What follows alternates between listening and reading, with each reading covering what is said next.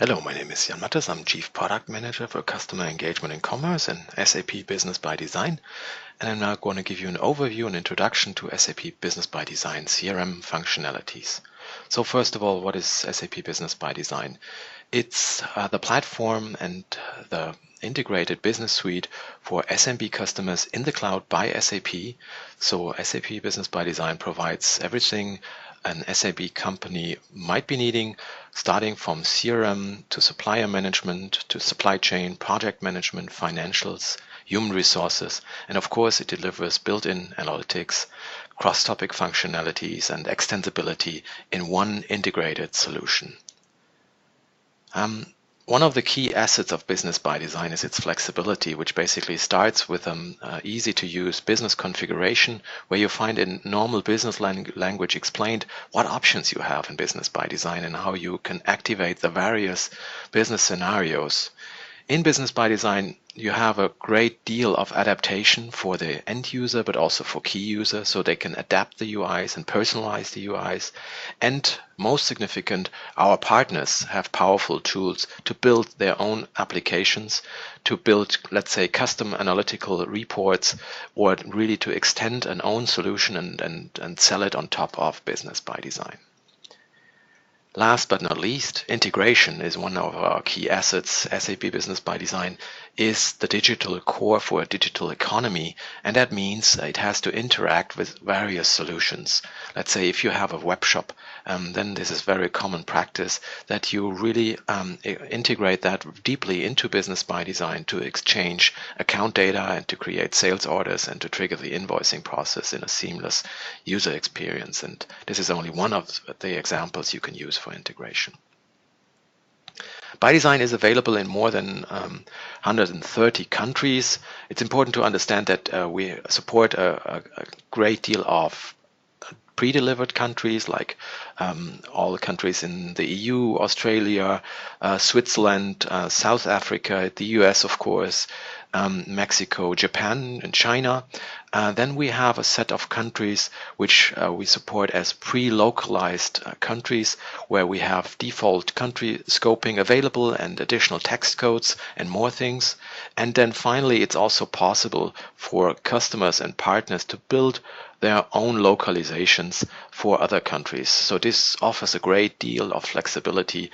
If you, let's say, have your headquarter located in the US or in Germany or in the EU, but have subsidiaries in another country, you can either use the pre-localized business content that SAP Business ByDesign offers, or really extend it by building your own localization.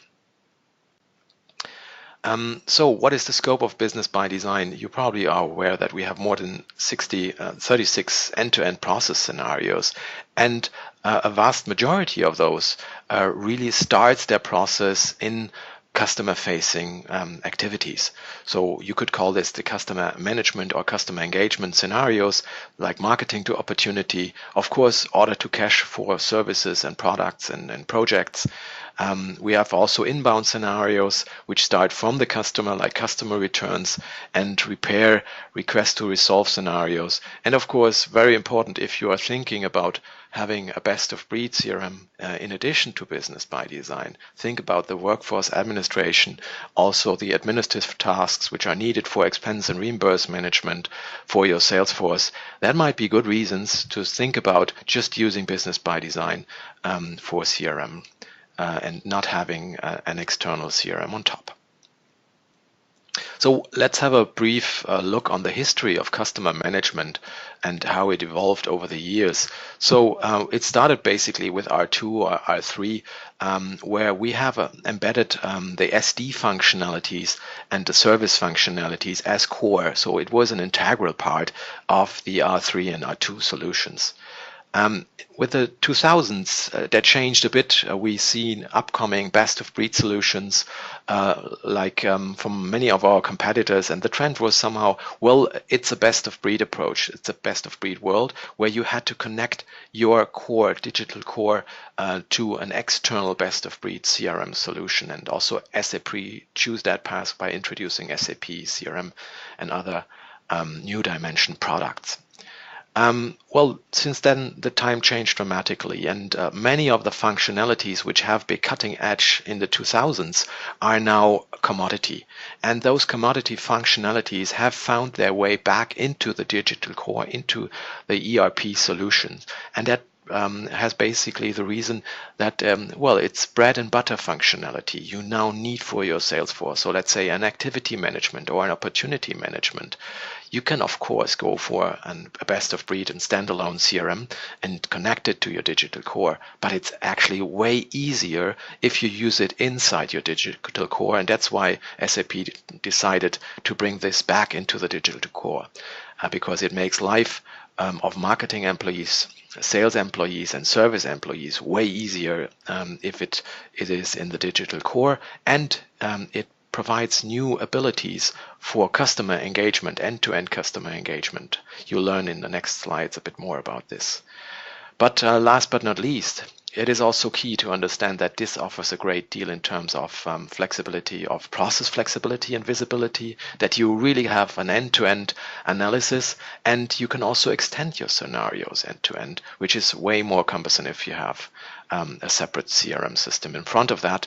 And also think about the satellite systems you probably anyway have. So you have your customer portals. You might be having point of sales applications running in your retail stores. You might be having a web shop.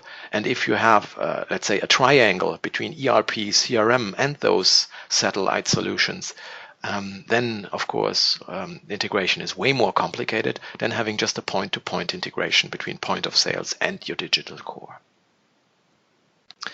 So how did customer behavior change since the early days? Well, in the past, it was something like you had awareness, interest, consideration, and then suddenly the customer took action. And it was more like a waterfall buying approach. But that changed.